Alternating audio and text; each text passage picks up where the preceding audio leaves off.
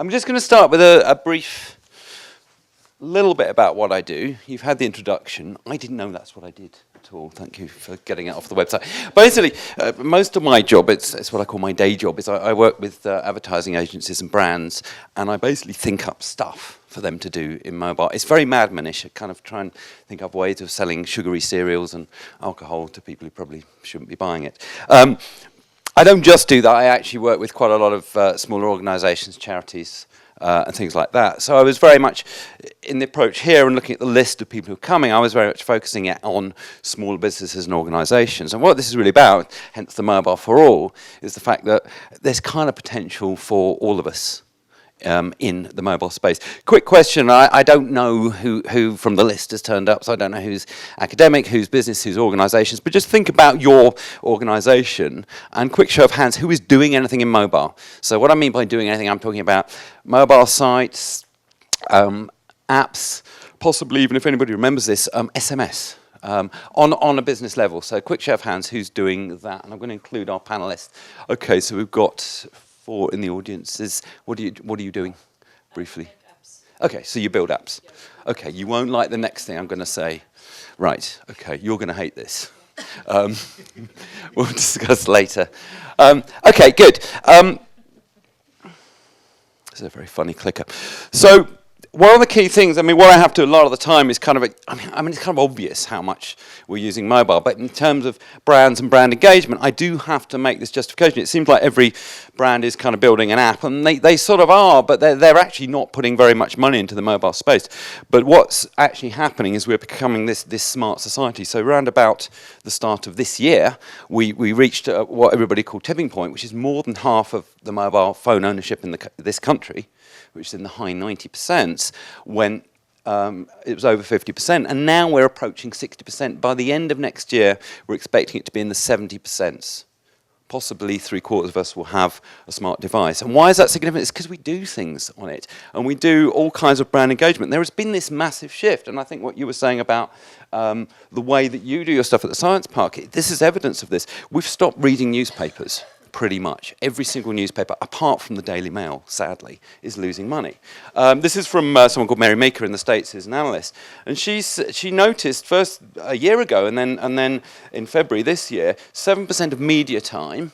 So if you divide it up between television, cinema, radio, print, newspapers and magazines, only 7% of our time is spent there, and now 10% of our media time is spent in mobile and tablet devices, and it's particularly news.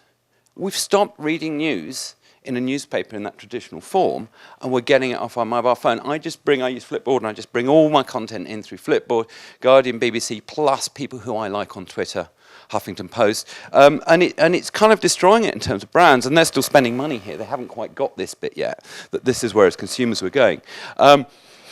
I'm not going to talk through all these stats. There's loads of great places you can find it. This comes from something called Our Mobile Planet, but it just gives you an idea as to how much. So the blue figures are kind of total percentage, and then this is of smartphone owners. But we do everything. Email, again, there's a massive shift away from web-based email to reading it on our mobile phones. I said for a while nobody will watch videos on their mobile devices, but we are now. We're doing it regularly. And obviously we know about social media. More than half of all social media comes from is now mobile usage, and I say this to brands: if you are in social media, you're already in mobile. The question is how good will that experience be? And again, one of the big things, and this is massively disruptive right now in retail. Has anybody heard of something called showrooming, which is essentially going into stores with our smart devices and shopping? And again, this is Our Mobile Planet, but there's just been a new stat out from the IB that's saying in the UK, 30% of us have showroomed. We've deliberately gone into a store to browse and buy off our smart devices. And not only that, if you can engage people on a mobile device, you can actually then drive them on. It's not all just mobile. You can start on mobile, you can drive them onto PC or desktop. It doesn't really happen the other way around quite so much. So you've actually got this massive potential to engage through mobile. That's what most brands do. So the reality is that they just come to me and they go, let's build an app. And I spend a lot of time explaining why an app may not be the answer. There are lots of good reasons to deliver things like service and content. I'm really big on mobile and tablet content delivered through app formats. But generally that is not the best answer for most brands. And certainly for a smaller organisation, an app is a big commitment. I've heard people say, I can get an app done for, so I actually said 1,500 quid. And I said, fine, that's code. You know, somebody's got a teenage son who can do it in their bedroom, great. But that is not an app. And I think our app developers will agree with that. It's a fairly major investment. You've got the code, but you need design. You need UX. You need some kind of great user experience. And not only that, an app is for life. You need to update it. Unless you're doing something really short term, you need to be committed to updating it regularly. And then promotion. There are, you know, 500 million apps in the App Store, 500,000 apps even, in the App Store. Unless you promote it, it will never be found. There needs to be money and time invested in that. But I think the biggest problem with apps is, above all, don't do an app unless you've got this. You need a really good idea. And without it, forget it. So I've set a challenge for myself, and I might fail. I'm going to tell you 5 things, and you probably know what these things are, but I'm going to give you a context and understanding about why they're useful for mobile. 5 things that you can do right now, not now, but hopefully tomorrow morning, that will help your business be better in mobile. So that's my challenge, to try and get every one of you, including the panelists, to see if they want to do something tomorrow. So here we go. Mobile website is now essential hygiene. What I mean, and it comes back to that, if you're in social, you're already in mobile, people are visiting your website on their mobile devices. That is a fact. You only have to go and look at your analytics. Any site will be getting that. But what we find is that if you don't deliver them a good web experience, a good mobile experience, they won't stay. So again, IB looked at this. 4 seconds is the approximate loading time that people wait on their mobile phone before they go elsewhere. If you deliver a mobile optimized site, suddenly people stay, and they browse, and they do stuff, and they buy. So it's actually quite easy to do, and here are a few tools that you can do that with. So Google, very good. They've got their Get Mobile. If you just Google Get Mobile, it comes up. Don't know how they manage that. It allows you, it takes your existing site. You can play around with it. There's templates. They've done it in conjunction with the brand. You can pay a little bit more for the non-branded, but the basic one is free. And then here's a couple of others that I've picked out. I can't necessarily vouch for them because I haven't used them, but they all offer some kind of free service. There's many ways to get done. But the most interesting thing, of course, is WordPress. How many people I know, you are obviously using WordPress, but who else is using WordPress? Okay, so the great thing about WordPress is that it is brilliant on mobile. Just make sure that bit at the bottom that says mobile is clicked, so that when you browse it on a mobile device, they actually imitate Flipboard, but there are other plugins. If you want to change the look of it, you can create new mobile plugins. So actually moving to WordPress is probably the easiest, fastest, quickest way to do that, and I did that exactly with the DMA when they wanted to get something up and running on mobile really quickly. I just, well, stick it on WordPress, because it will solve most of those problems, along with the social interface. So that allows you to get your basic hygiene down. And then once you've done that, people need to find you. And one of the things that came out of that. That wasn't me, was it? Yes, okay. Where were we? We're about here. Search. There is this massive shift to search on mobile, and I've actually just done a study with the DMA, and it's nearly 70% of us are regularly searching for stuff on our mobile devices. And what's interesting is we are searching off the little search bar, not going into things like Amazon and not doing it through apps so much. So it's actually really important that people can find you. And the thing is that a lot of brands have not understood the need to optimize for mobile. So if you have a mobile optimized site and it loads quickly, Google take this into account. So if you've got a site that works on mobile, it will actually bring you above your competitors, all other things being equal.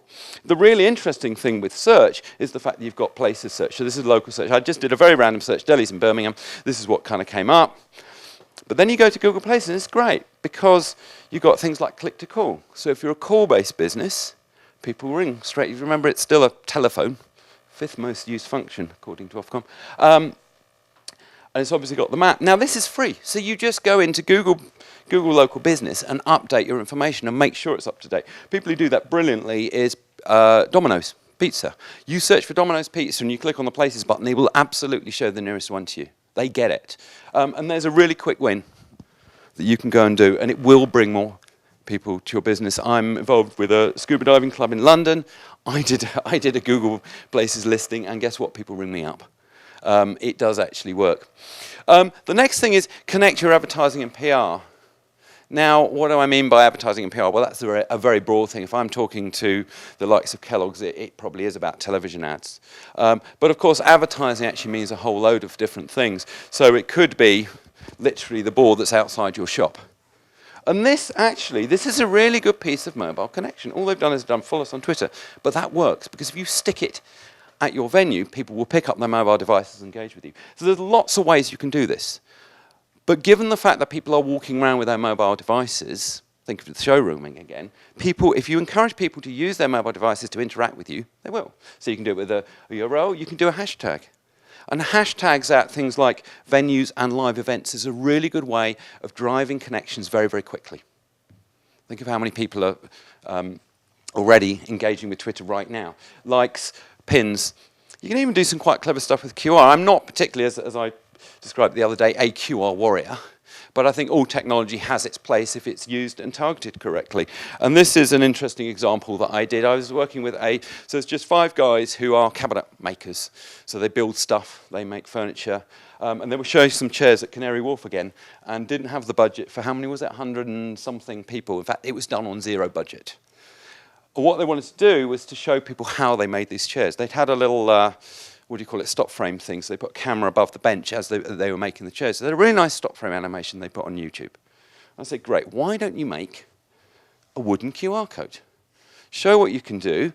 The city guys who are walking past at Canary Wharf could scan the QR code, and that would show them a video. It showed them that, this wasn't IKEA furniture. It actually was made by proper grown-ups here, rather than perhaps we aren't being paid quite so much abroad. And that was just a really simple, free thing that they could do to just extend their advertising, as it were. Number 4, don't forget your existing customers, or in the words of advertising jargon, CRM. First thing is, how do your emails look? It may seem a really simple question. Who is using email as a regular communication with their clients, their customers? Yes. Okay, so how does it look on a mobile? Does it look like one of these? I just randomly grabbed that out of my emails. Or does it look, this is actually Money Supermarket, who I think, of all the brands I've seen, do the best mobile email. It looks great on a mobile device, nice big buttons, nice big prices, you can see exactly what you're doing. Whereas if you get that experience where you have to pinch a zoom, and again, there's not been a lot of big global studies, but anecdotally, the campaigns that I've seen where we've done it, you get a massive read rate on this if you produce something that just looks really nice. Okay, it's technically not that difficult. MailChimp, who I particularly like, but I'm not going to necessarily recommend, there are other email service providers out there. But you just go on MailChimp. It's free if you're doing a few hundred emails, and you can test it out, and you can do a really nice mobile version. And given the fact that's where we're all going, we're reading stuff on our email, on our mobile, our emails on our mobile, you'd be mad not to. I stuck LinkedIn down here as well, because although that's not for email, what I'm increasingly finding is that LinkedIn is becoming the tool for CRM and actually moving away from email. So what I mean is, basically, if I put a link to an update on LinkedIn, I will get more people hitting my blog or the website than if I do it through things like Twitter or through an email.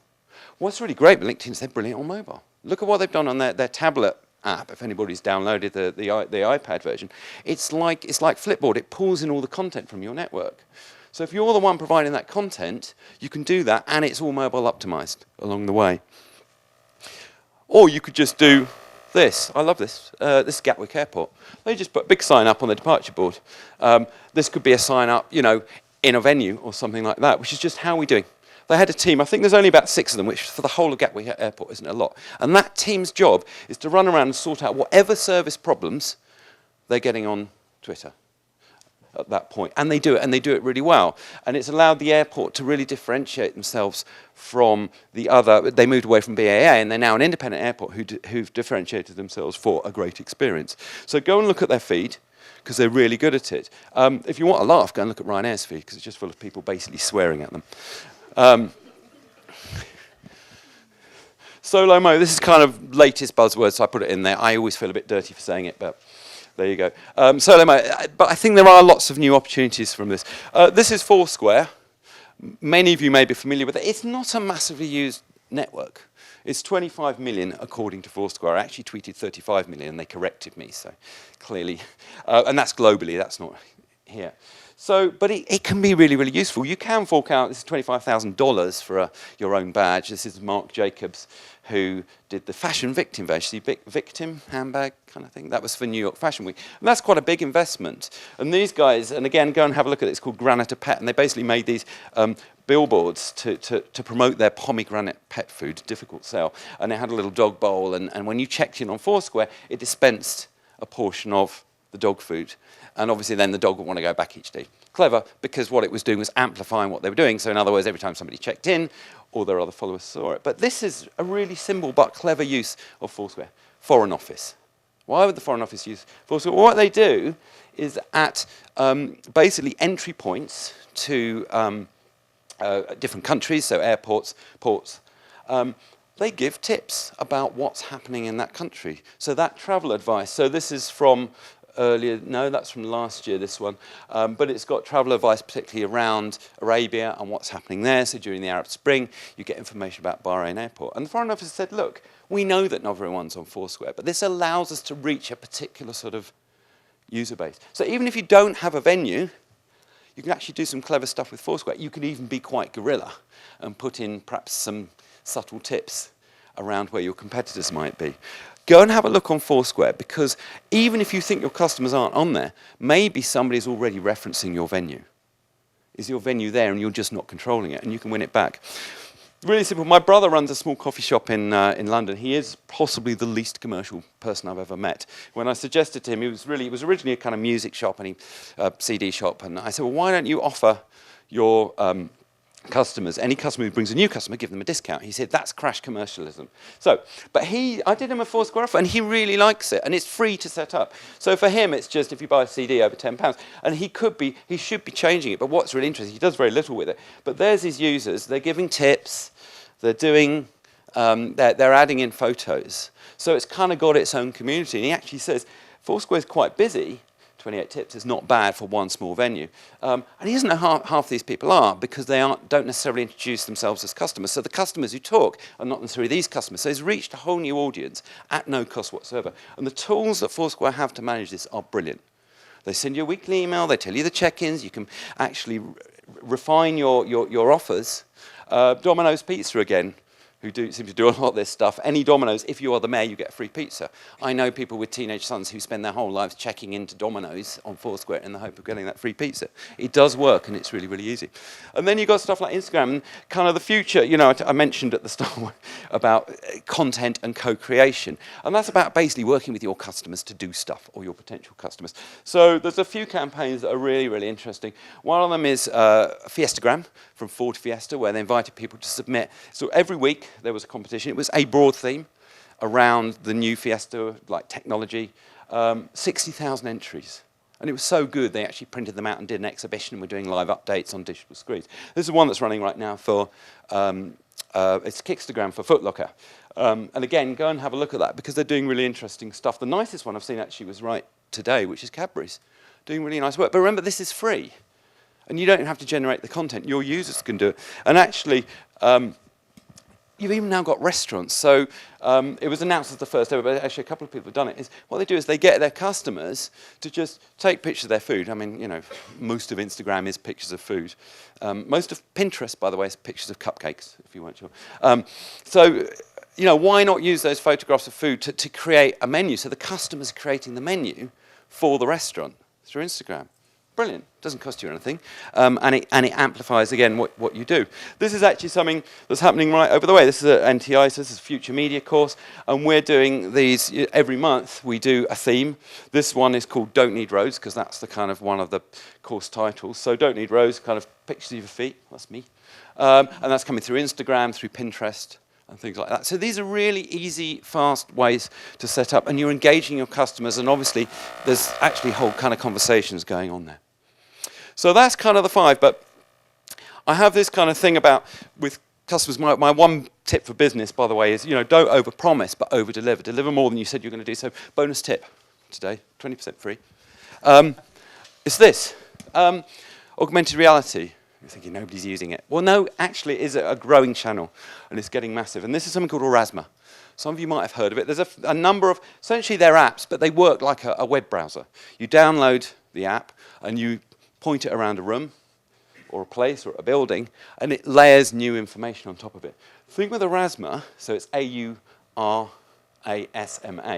thing with Aurasma is it allows you to create what they call auras, but it allows you to create your own augmented reality apps, essentially, to sit on top. And they are so easy to do. I did one actually with my LinkedIn page, and you can do it either by image recognition, so a particular picture or a logo or something like that, or you can do it by location.